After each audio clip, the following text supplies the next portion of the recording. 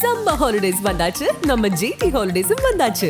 GT Holidays, South India's #1 travel brand. Sri Venkateshwara College of Engineering and Technology. Admissions open for BTech and MBA 2025. Mad Rabbit, India's finest audio wearable brand, starting at 999. ராஜா சாரே கேட்டார், தவுள் வாசிப்பியா நீ?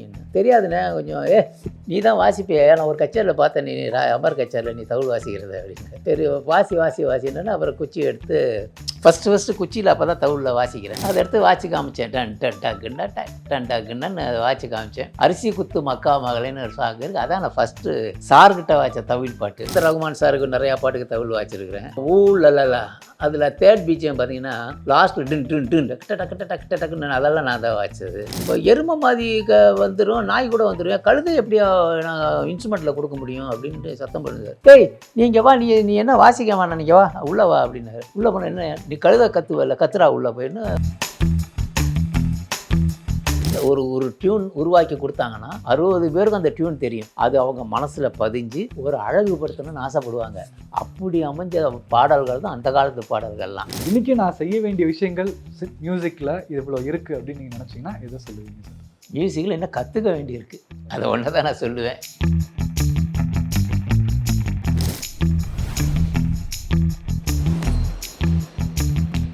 தவில் அப்படின்னு வரும்போது அதுக்கான inspiration கற்றுக்கிட்ட இடம் எது sir? தவில் நான் கற்றுக்கவே இல்லை.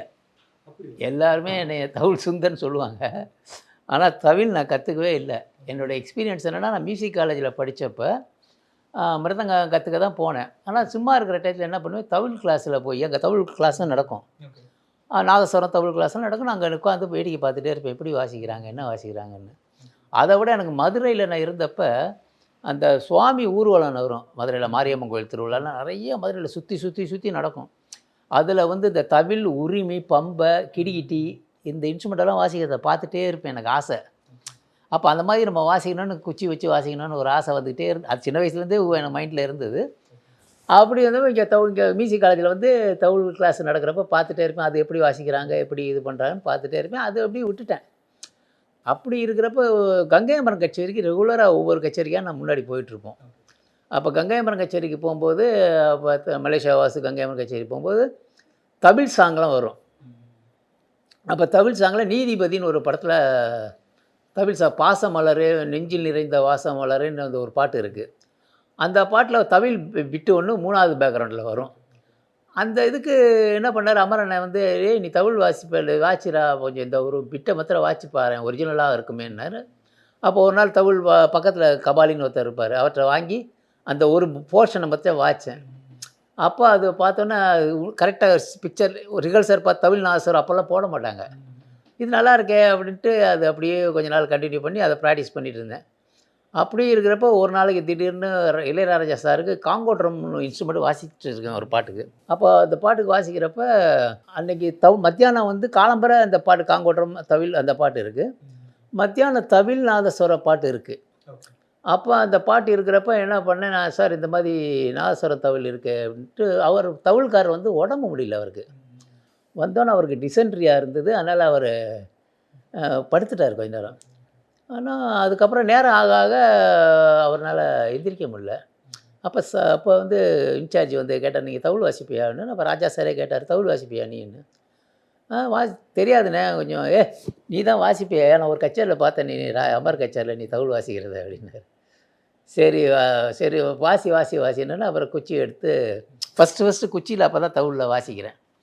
அந்த மதுரையில் பார்த்ததோட இது அதை எடுத்து வாட்சி காமிச்சேன். டன் டக்குன்னு வாட்சி காமிச்சோன்னே இந்த நடதான் இந்த இதுதான் வேணும் இந்த பாட்டுக்குன்னு. நான் அப்போ தான் அந்த பாட்டு தான் இப்போ அரிசி குத்து மக்கா மகளேன்னு ஒரு சாங் இருக்குது, அதான் நான் ஃபஸ்ட்டு சார்கிட்ட வாய்ச்ச தவில் பாட்டு. அதுக்கப்புறம் வரிசையாக இந்தந்த தவில் பாட்டு இருக்கோ அத்தனையும் சந்தைக்கு வந்த கிளி, வேலை இல்லாதவ, அடி காண கருங்குயிலே, அது ராக்கு முத்து ராக்கு எஜமானில், அது அண்ணாத்தை ஆடுறார், கிட்டத்தட்ட ஒரு எப்படி ஒரு 50 சாங் இருக்கும், 50 சாங் இருக்கும். பிகில் வரைக்குமே சரி. அது வந்து இவர்கிட்ட ரகுமான் ராஜா சார்கிட்ட வந்து ஃபுல்லாக தாரத்தப்பட்ட வரைக்கும் எல்லா பாட்டுக்கும் தவில் வரைக்கும் நான் வாசிச்சிருக்கேன், நிறையா வாசிச்சிருக்கிறேன். அதில் போஸ்டர்லேயே தவில் வாசிக்கிற மாதிரி தான் இருக்கும் சார். ஆமாம், அது மித்தவங்க மியூசிக் டைரக்டர்கிட்ட வாசிக்கிற போது வேறு, ராஜா சார்கிட்ட வாசிக்கிறது அவர் தான் என்னை தவுள் பிளேயரை ஆக்குனாரே. நான் தவுள் வாசிக்கணும்னு இன்ட்ரெஸ்டே இல்லை. வந்துரும்யா உனக்கு அந்த அந்த அந்த ஒரு ஊக்கம் நம்மளுக்கு கொடுத்தாரு, நீ வரும் வாசின்னு. அதனால நம்மளுக்கு அதை வாசிக்க தோணுது. அதை வச்சு மற்ற மியூசிக் டைரக்டரும் என்னை கூப்பிட ஆரம்பித்தாங்க. எல்லாத்துக்கும் போய் வாசிக்க ஆரம்பித்தேன். அதெல்லாம் அந்த ரகுமான் சாருக்கு நிறையா பாட்டுக்கு தவுள் வாசிச்சிருக்கிறேன். ஒட்டகத்தை கட்டிக்கோ, காதலுக்கு தாள் அந்த சாங்கு, அப்புறம் புதிய மன்னர்கள் எல்லா பாட்டும், அப்புறம் இது புதிய மன்னர்கள், இது ஆள போகிறான் தமிழ்லான்னு அந்த பாட்டு, அப்புறம் மெரிசல் நிறையா பாட்டு இப்போ ரீசெண்டாக. அதே மாதிரி மற்ற இன்ஸ்ட்ருமெண்ட்டும் நிறையா வாசிச்சிருக்கிறேன். ரகுமான் சார்ட்ட இப்போ கப்பலோரி வந்தாச்சு அந்த பாட்டு, அது இது இந்தியனில். அப்புறம் ஊழல அதில் தேர்ட் பீச்சியம் பார்த்தீங்கன்னா லாஸ்ட்டில் டக்குன்னு அதெல்லாம் நான் தான் வாசித்தது அந்த பாட்டு. அதேமாதிரி தமனுக்கு வாசிச்சிருக்கேன் நிறையா பாட்டு. ஆமாம். அதே மாதிரி யுவன் சங்கர் ராஜாவுக்கு ஃபஸ்ட்டு பாட்டிலேருந்து இப்போ வந்து அம்மாடி ஆத்தாடி அந்த பாட்டு எல்லாமே கிட்டத்தட்ட அது தவுள் சாங்குன்னு இந்த லிஸ்ட்டை பார்த்தோம்னா எல்லா மியூசிக் என்னென்ன பாட்டு வாசிச்சோம்னே தெரிஞ்சிடும். அதே போல் கார்த்திக் ராஜாவுக்கு வந்து டும் டும்ல வாசிச்சிருக்கிறேன். அப்புறம் காதலா காசு மேலே காசு அந்த பாட்டு. அதே மாதிரி மாணிக்கம்னு ஒரு படத்தில், இப்போ தேவேந்திரன் சார்ட்டும் என் தமிழ் பாட்டு நிறைய பாட்டு வாசிச்சிருக்கிறேன். சிற்பி சாரில் நாட்டாமையில் கொட்டாப்பாக்கம் கொழுந்து வெத்திலையும். யுவன் சங்கர் ராஜாவுக்கு தீனா படத்துலேருந்து எல்லா பாட்டுமே எல்லா சாங்குமே நான் நிறையா வாசிச்சிருக்கிறேன். அதே மாதிரி ஸ்ரீகாந்த் தேவாவுக்கு தமிழ் பாட்டு எல்லாமே நான் வாசிச்சிருக்கிறேன். அப்புறம் பவதாரணி அம்மா, அந்த அம்மாவுக்கு அவங்களுக்கு பாவம், அவங்களுக்கு எல்லா பாட்டும் என் கடவுளை எனக்கு வாசிக்க கொடுத்தது. அந்த பொண்ணு எனக்கு ரொம்ப என்னை விரும்பி கூப்பிட சுந்தரன் நான், அவங்களுக்கு எல்லா பாட்டும் வாசிச்சிருக்கிறேன். அப்புறம் ரமணி பரத்வாஜுக்கு, அவருக்கு இந்த சிரிச்சு நின்னா சீனா தானா அந்த பாட்டில் அதில் ஒரு 7-8 இன்ஸ்ட்ருமெண்ட் மிக்ஸ் பண்ணியிருக்கேன். அந்த பாட்டில் மொத்தமாக அவ்வளோ இன்ஸ்ட்ருமெண்ட்டா சார்? 19 இன்ஸ்ட்ருமெண்ட் உள்ள நீங்கள் பாட்டை கேட்டிங்கன்னா தெரியும். அந்த டான்ஸ் எல்லாமே தவில் மெயின், தவில், உரிமை, தாளம், பம்பை, டேப்பு, கிடிகிட்டி, அந்த இந்த இன்ஸ்ட்ருமெண்ட்லாம் எடுத்து காமிக்கல உங்களுக்கு. என்ன அதெல்லாம் அதான் சொன்னேன், ஒவ்வொரு இன்ஸ்ட்ருமெண்ட்டாக நான் எடுத்து வரும்போது உங்களுக்கு தெரியும், இந்த இன்ஸ்ட்ருமெண்ட் இதுக்கு இதை வச்சுருக்காங்க, இந்த இன்ஸ்ட்ருமெண்ட் இதுக்கு இதாக வச்சுருக்காங்கன்னு தெரியும். அப்போ இன்னும் இன்ஸ்ட்ருமெண்ட்டு பூரா இருக்குது. அதான் சொன்னேனே, அது ஃபுல்லாக கொடுக்குறாங்க, அட்லீஸ்ட் ஒரு 4 ஹவர்ஸுக்கு ஒவ்வொன்றா காமிக்கணும் ஒவ்வொரு இன்ஸ்ட்ருமெண்ட்டாக. அதே மாதிரி வித்யாசாகருக்கு தந்தி அதில் தவில் நான் தான் வாசிச்சிருக்கிறேன். அதுமாதிரி அன்பே சிவம்னு ஒரு அந்த படத்துலையும் நான் வாசிச்சிருக்கிறேன். அந்த நாடகம் அந்த தவிலுக்கு அது வாசிச்சிருக்கேன். அது பசும்பொண்ணில் நானன்னு ஒரு பாட்டு இருக்கும், அதான் எனக்கு பாட தெரியாது, ஆனால் அந்த பாட்டில் நிறையா வாசிச்சிருக்கிறேன். அதே மாதிரி சுரேஷ் பீட்டர், அது இது பாட்டு பண்ணார், இது ரயில் பாட்டு பாடுவார் அப்படின்னா சுரேஷ் பீட்டர், சிக்குப்புக்கு ரயில் பண்ணார், அவர் படம் மியூசிக் பண்ணார். அது கூலின்னு ஒரு படத்தில் நான் தான் தவில் வாசிச்சிருக்கிறேன். அதே மாதிரி கங்கை அமரன் சாருக்கு பிகினிங்கிலேருந்து எல்லா பாட்டுமே கிட்டத்தட்ட 250 படம் பண்ணியிருக்காரு. அதுக்கு அத்தனை முதல் படத்துலேருந்து நான் வாசிச்சிருக்கேன்னா இன்றைக்கி என்னை வளர்த்து விட்டது எல்லாமே அவர் தான். இன்றைக்கி நான் நல்லா இருக்கேன்ற இது வந்து நான் இன்றைக்கி சொல்கிறேன், நல்லா இருக்கேன்னு எல்லாத்துலேயும் சொல்கிறேன்னா எனக்கு அவ்வளோ ஊக்கம் கொடுத்து என்னை எந்த மியூசிக் டேரக்டர் இருந்தாலும் என்னை போய் வாசிட்டு வான்னு சொல்லக்கூடிய அவர் உடனே போன்றுவார். ஆனால் இங்கே சீக்கிரம் எனக்கு டேக்குக்குள்ளே வரணும் அப்படின்னுவார். அதே மாதிரி எம்எஸ்வி சார்ட்டு நிறையா வாசிச்சிருக்கிறேன். கேவி மகாதேவன்ட்ட ஒரு 3-4 வருஷம் கண்டினியூஸாகவே இருந்திருக்கேன். அங்கே அவங்களோட ஆசீர்வாதம்லாம் நம்மளுக்கு கிடச்சதுனால தான் இன்றைக்கி ஓரளவு எல்லோரும், இப்போ நீங்களாம் வந்து எனக்கு பேட்டி கேட்குறீங்கன்னா அது எல்லா மியூசிக் வாசித்ததுனால தான். அதுக்கு அந்த கடவுள் நம்மளுக்கு ஆசீர்வாதம் கொடுத்தாரு. அதுக்கு அதே மாதிரி நான் இப்போ இன்றைக்கி இளையராஜா சார் அவர் ஊக்கம் கொடுத்து நீ இதெல்லாம் வாசி வந்துடும் சொல்கிற அது ஒரு என்கரேஜ்மெண்ட்டே வந்துடும் நம்மளுக்கு. அந்த மாதிரி நம்மளை வளர்த்து விட்டுருக்காங்க. சரி, இப்போ ஒரு 50-55 வருஷம் எடுத்துக்கிட்டோம்னா சார் மியூசிக் இண்டஸ்ட்ரி, மியூசிக் பயணம் அப்படின்னு எடுத்துட்டோம்னா ஒரு 3000-4000 பாடல் வாசிச்சிருப்பீங்க. நிறைய மியூசிக் டைரக்டர் பார்த்துருக்கீங்க. இளையராஜா சார்லேருந்து இன்னைக்கு அனிருத் வரைக்குமே நிறைய பார்த்துருக்கீங்க. இவ்வளோ பேரில் ஏதாவது மறக்க முடியாத தருணங்கள் இருக்கும்ல சார்? ஏதாவது ஒரு டைரக்டர், மியூசிக் டைரக்டர் கூட பேசின தருணம், இல்லை டைரக்டர் கூட ஒர்க் பண்ண தருணம், பாரதிராஜா சாருக்கும் உங்களுக்குமே கதைகளே நிறையா இருக்கும். இல்லை எல்லாருக்குமே அந்த பாரதிராஜா சாருக்கும் எனக்கு கதை இல்லை. அது வந்து நாங்கள் முன்னாடிலாம் கச்சேரிக்கு போவோம். கங்கை அமரன் சார் கச்சேரிக்கெல்லாம் சேலம் கச்சேரி, மலேசியா வாசு கச்சேரி எல்லாம் போவோம். அப்போ பஸ்ஸில் கச்சேரிக்கு போகிறப்ப நான் என்ன பண்ணுவேன், சும்மா நம்ம அப்படி டீ சாப்பிட இறங்குவோம் ராத்திரி. சேலம் அந்த பக்கம்லாம் கச்சேரி. அப்போ நிறையா கழுதைகள்லாம் படுத்து கிடக்கும். அப்போ கழுதையெல்லாம் படுத்துக்கிறப்ப நான் சும்மா இல்லாமல் விளையாட்டுக்கு நான் மெமிக்ரே பண்ணுவேன். அப்போ நான் சொன்னேன், இந்த மாதிரி நான் கழுதை மாதிரி கத்துறேன்னே, இதை பாருங்கள் ஒவ்வொரு கழுதையும் எழுந்திரிச்சு கத்தும் பாருங்கன்னே. என்னடா சொல்கிறேன்னு பாருங்கண்ணேன்னு சொல்லி நான் கழுதை மாதிரி கத்துனேன். அப்படியே ஒரிஜினலாக இருந்தது. எல்லாருக்கும் தெரியாது நான் கத்துவேன்னு. கத்துனோன்னே ஒவ்வொரு கழுதையாக கத்த ஆரம்பிச்சிச்சு. அவங்களுக்கு எல்லாருக்கும் ஆச்சரியமாக இருந்துச்சு. என்னடா இப்படி எப்படிடா இது கற்றுக்கிட்டேன்னு. சும்மா விளையாட்டாக தானே, சும்மா மதுரையில் இருக்கிற போது விளையாட்டுத்தனமாக கச்சேரி நைட்டு கச்சேரி முடிச்சு வந்து இப்படி ப்ராக்டிஸ் பண்ணி பார்ப்பேன். கத்த வந்துச்சுன்னு. அப்படியே சரின்ட்டு அதை என்ன பண்ணாங்க, அதை அப்படியே விட்டுட்டோம். விளையாட்டுத்தனமாக இருந்தது. அப்போ 16 வயதில் பாட்டுக்கு வாசிக்க என்னை கூப்பிட்டுருந்தாங்க. அந்த வாசிக்க கூப்பிடும்போது நான் காங்கோ ட்ரம் இன்ஸ்ட்ருமெண்ட்டு தான் எடுத்துகிட்டு போனேன். அப்போ எடுத்துகிட்டு போகிறப்ப மலேசியா வாசம் அப்போ நாங்கள் மயிலாப்பூரில் குடியிருக்கேன். மலேசியா வாசு அவர் வந்து இந்த செங்கல் நீர் பிள்ளையார் கோயில் இருக்குது மயிலாப்பூரில், அங்கே மேலே இருக்கார் மாடியில். அவரும் ஸ்டுடியோவுக்கு வர்றதுக்கு தான் வந்துட்டுருக்காரு. அப்போ நான் ஏதாச்சும் வந்தபடி நானும் வரேன்டான்னு சொல்லி 2 பேருமே வந்துட்டோம். நான் இன்ஸ்ட்ருமெண்ட் இறக்கி வச்சேன். இறக்கி வச்சப்போ இந்த பாட்டுக்கு வந்து ரொம்ப நேரமாக யோசனை பண்ணுறாங்க. இது என்ன பண்ணுறதுன்னு. அப்போ வைரம்னு ஒருத்தர் இருந்தார்.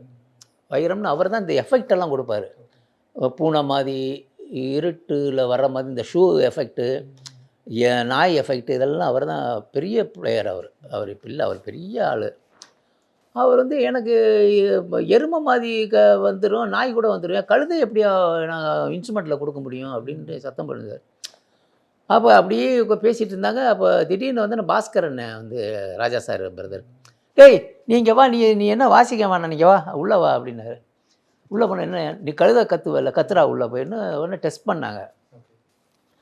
டெஸ்ட் பண்ணி கத்தி காமிச்சோன்னா அவர் பாரதி ராஜா சார், இதைத்தானப்பா நான் இது கேட்டுக்கிட்டு இருக்கேன் ரொம்ப நேரம், எப்படிப்பா கிடச்சதுன்ட்டு அவங்க சந்தோஷப்பட்டாங்க. இந்த மாதிரி கழுதை கத்துனா அதை தான் அந்த பாட்டு ஆட்டுக்குட்டி முட்டையில் கழுதை கத்திட்டு இருக்கிறேன். அதே மாதிரி வாடி என் கப்பா கிழங்கு அந்த சாங்கு, அந்த மாதிரி நிறையா படத்தில். அப்புறம் பஞ்சகல்யாணின்னு ஒரு படம், அது ஃபுல்லாகவே கழுதையெல்லாம் கத்தி, அந்த மாதிரி நிறையா இருக்குது. அண்ட் அன்னைக்கு காலகட்டத்துக்கும் இன்றைக்கும் எடுத்து பார்க்கும்பொழுது சார், இன்றைக்கி ஃபுல்லாக எலக்ட்ரானிக் டிஜிட்டலைஸ் ஆகிடுச்சு மியூசிக். ஆனால் அன்றைக்கி ஃபுல்லாக லைவாக மேனுவல் தான் இல்லையா, ஃபுல் லைவ் ஆர்கெஸ்ட்ரா, ஒரு 100 பேர் 150 பேர் உட்காந்து வாசிக்கிறது இருக்குங்க. அதுக்கும் இதுக்குமான டிஃப்ரென்சஸ் நீங்கள் எப்படி பார்க்குறீங்க சார்? அது வந்து உழைப்பு. அதுக்காண்டி இது இப்போ இருக்கிறது உழைப்புன்னு சொல்ல வரல. அந்த அந்த 60 பேரும் 70 பேரும் சேர்ந்து அந்த ஒரு பாட்டு ஒரு டியூன் உருவாக்கி கொடுத்தாங்கன்னா 60 பேருக்கும் அந்த டியூன் தெரியும். இப்போ உட்காந்துருக்கிற எல்லாருக்குமே அந்த 60 பேருக்கும் அந்த டியூன் தெரிஞ்சு அது அவங்க மனசில் பதிஞ்சு, அதுக்கப்புறம் எல்லோரும் சேர்ந்து வாசிக்கிறப்போ அவங்கவுங்க ஒரு இன்ஸ்ட்ருமெண்ட்டில் ஒரு அழகுபடுத்தணும்னு ஆசைப்படுவாங்க எல்லாருமே. கிட்டாரிஸ்டானு நம்ம இப்படி வாசிக்கணும் அப்படின்னு எல்லாருக்குமே ஒரு ஆசை இருக்கும். அப்படி அமைஞ்ச பாடல்கள் தான் அந்த காலத்து பாடல்கள்லாம். ஓகே, இப்போ வரவங்க ஒன்மேன் ஷோ, அவருக்கு என்ன தெரியும், அவரே தான் எனக்கு ஃபீட் பண்ணுறாரு. இப்போ நான் கிட்டாரிஸ்ட்டாக கற்றுக்கிட்டப்ப அந்த கிட்டாரில் நான் என்ன நினைப்பேன், இந்த இப்படி வாசிக்கலாம் ஆசைப்படுவேன். இப்போ கீபோர்டில் ஃபீட் பண்ணுறதுக்கும் ஒரிஜினலாக லைவ் பிளேயர்ஸ் வாசிக்கிறதுக்கு எவ்வளோ வித்தியாசம் இருக்குது தெரியுமா? அந்த மாதிரிலாம் இனி வாழ்க்கையில் கிடைக்காது. எங்களுக்கெல்லாம் கிடைச்சது பொற்காலம்தான் உண்மையிலே எனக்கு.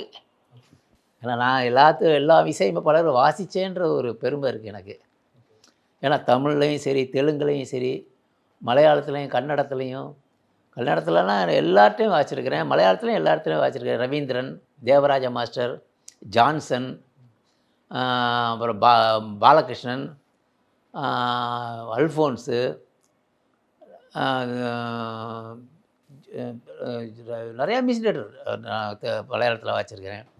அதே மாதிரி தெலுங்கில் சக்கரவர்த்தி சார், சத்தியம், கேவி மகாதேவன், ஜே.கே. வெங்கடேஷ், ராஜநாகேந்திரப்பா, ரமேஷ் நாயுடு.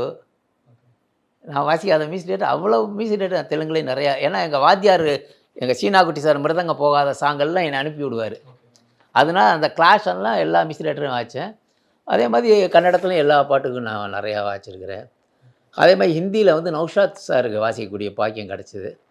அதுக்கு இளையராஜா சார்கிட்ட வாசித்ததுனால உத்தம் சிங் அவர் வந்து என்னை பார்த்துட்டு நௌஷாத் ஜிக்கு 2 பாட்டுக்கு மிருதங்கம் வாசிக்க சான்ஸ் கிடச்சிது.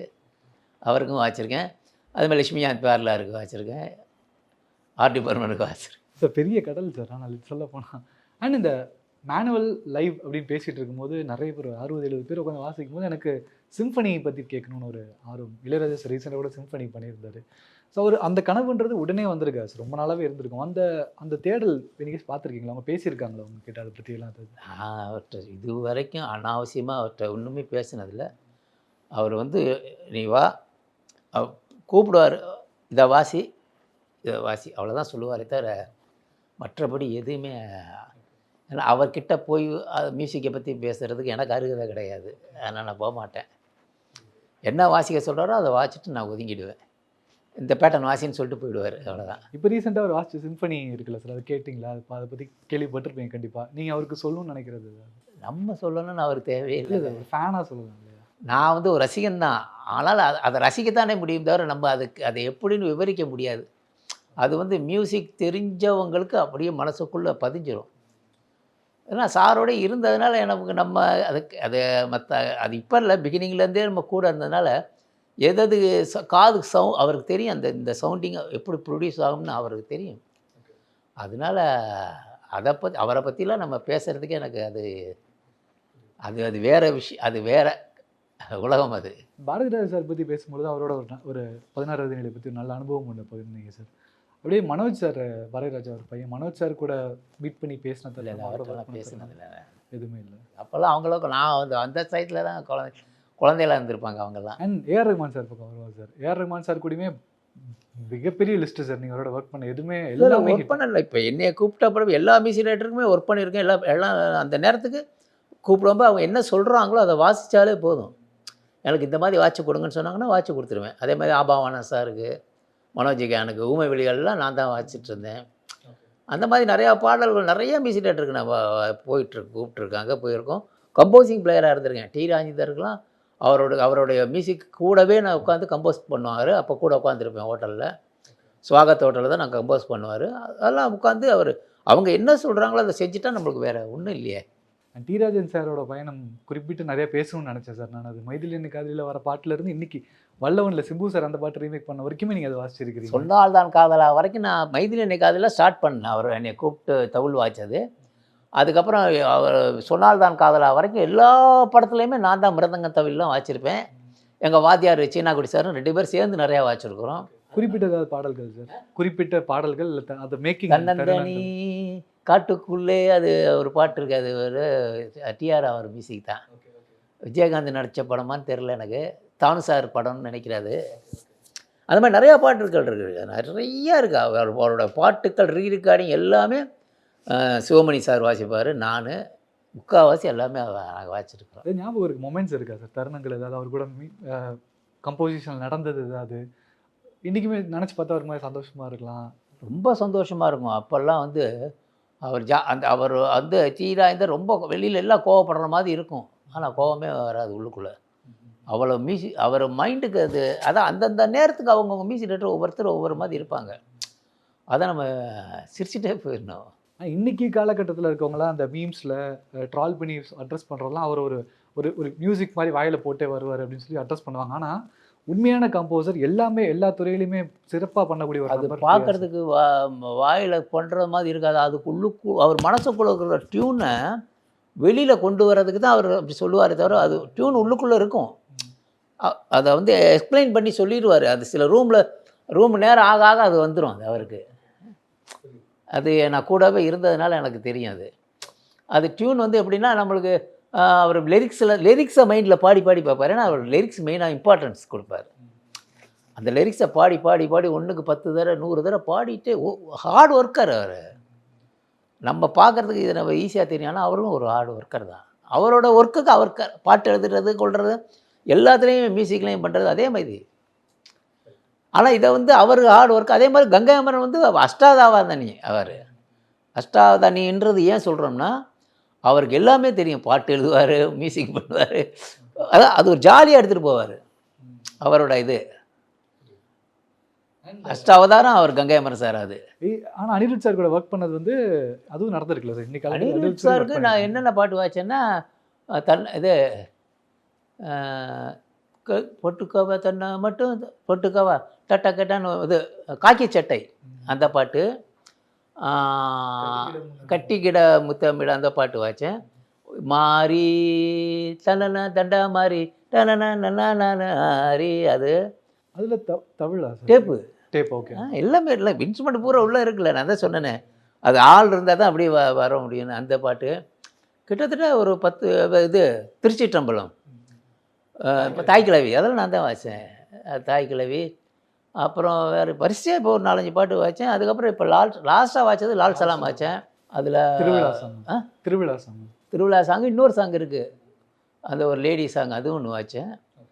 அப்புறம் வேறு என்ன பாட்டு, படம் பேர் இப்போ கேட்குறதே இல்லை. நான் என்ன சரி விட்டுட்டேன், நான் யாருக்கு போய் வாசிக்கிறோம் போடுறோன்னா இல்லை. இப்போ நீங்கள் வாசித்து ரிலீஸ் ஆக வேண்டிய படம் ஏதாவது இப்போ இருக்கா சார்? லைன் அப்பில் இருக்குதா? அதாவது ரிலீஸ் ஆக வேண்டிய வாசிட்டேன் எனக்கு. ஏன்னா எப்போ எடுக்கிறாங்க பாட்டு, எப்போ போடுறாங்க, பாட்டெல்லாம் இப்போ போட்டு கேட்குறதுக்கு அந்த காலத்தில் பாட்டு எல்லோரும் உட்காந்துருப்போம். காலம்பரம் 7 மணிக்கு வருவோம், 7 மணிக்கு வந்தோன்னே எல்லோரும் உட்காந்துருப்போம். எல்லாம் நோட்ஸு வரும், எல்லாம் இது பண்ணுவோம், ரிஹர்சல் பார்ப்போம், வாய்ஸ் என்னென்னு. அப்போ பாட்டு மனசில் தெரிஞ்சிடும், சரி இந்த பாட்டுக்கு தான் நம்ம இது பண்ண போகிறோன்றது. இப்போல்லாம் அப்படி இல்லையே, நீங்கள் வாங்க அதை கேளுங்க, அதை கேட்டுட்டு வாசிட்டு நீங்கள் போயிடுங்கன்னாங்க. அவ்வளோதான் தெரியும். எந்த பாட்டு ஏதுன்னு எதுக்கு தெரியும்? இன்றைக்கி நான் செய்ய வேண்டிய விஷயங்கள் மியூசிக்கில் இவ்வளோ இருக்குது அப்படின்னு நீங்கள் நினச்சிங்கன்னா எதை சொல்லுவீங்க சார்? மியூசிக்கில் என்ன கற்றுக்க வேண்டியிருக்கு, அதை ஒன்று தான் நான் சொல்லுவேன். ஏன்னா எனக்கு இன்னும் எனக்கு இன்னும் நான் எதுவுமே தெரிஞ்சிச்சுன்னு இன்னும் இது வரைக்கும் நினைக்கலையே. நம்மளுக்கு நம்ம வாசிச்சிட்டோன்ற நினைப்பே இல்லை இன்னும் வரைக்கும். ஐயோ நம்ம எதையோ பறி கொடுத்தோம் போயிட்டோம், இன்னும் கரெக்டாக வாசிக்கலையோ இது, இந்த பாட்டு சரி, இது இன்னும் எனக்கு உள்ளுக்குள்ளேயே இருக்குது. அதனால் எனக்கு தெரிஞ்ச வரைக்கும் நான் காலையில் டெய்லி இன்னமும் நான் ஒரு 2 hours 1 hour ப்ராக்டிஸ் பண்ணிட்டு தான் இருக்கேன். எல்லா இன்ஸ்ட்ருமெண்ட்ஸும் பண்ண முடியாது. எல்லா இன்ஸ்ட்ருமெண்ட் பண்ணால் என்னை ஃப்ளாட்ஸ்லேருந்து வெளில போய் சொல்லிடுவாங்க. எது கைக்கு மிருதங்கம் கைக்கு வரும், அதை வந்து சவுண்டு சத்தம் இல்லாமல் எல்லா ஃப்ளாட்ஸில் இருக்கிறதுனால சத்தம் இல்லாமல் ப்ராக்டிஸ் பண்ணிட்டு சும்மா அப்படியே பண்ணிட்டு இருக்கேனே தவிர. பட் அதை இப்போ கச்சேரிக்கெலாம் போக முடியல, ஏன்னா எனக்கு ஆப்ரேஷன் ஆனதுக்கப்புறம் கச்சேரிக்கு போக முடியல, அதனால் போகிறதில்ல. பட்டு எல்லாருமே மைண்டில் இருக்குது, எதை செய்யலாம், எதை பண்ணணும், எதை செய்யலான்ற ஒரு ஐடியாலாம் இருக்குது. ரொம்ப சந்தோஷம் உங்கள்கிட்ட நிறைய சந்தோஷம் தெரிஞ்சுக்கிட்டது, மியூசிக் கேட்டது, லைவாக கேட்டதில் இன்னும் நாங்கள் ஆசீர்வதிக்கப்பட்ட மாதிரி தான் ஃபீல் பண்ணுறேன் சார். ரொம்ப நன்றி, ரொம்ப நன்றி. சம்மர் ஹாலிடேஸ் வந்தாச்சு, நம்ம ஜிடி ஹாலிடேஸும் வந்தாச்சு. GT holidays, South India's #1 travel brand. Sri Venkateshwara College of Engineering and Technology. Admissions open for BTech and MBA 2025. Mad Rabbit, India's finest audio wearable brand, starting at 999.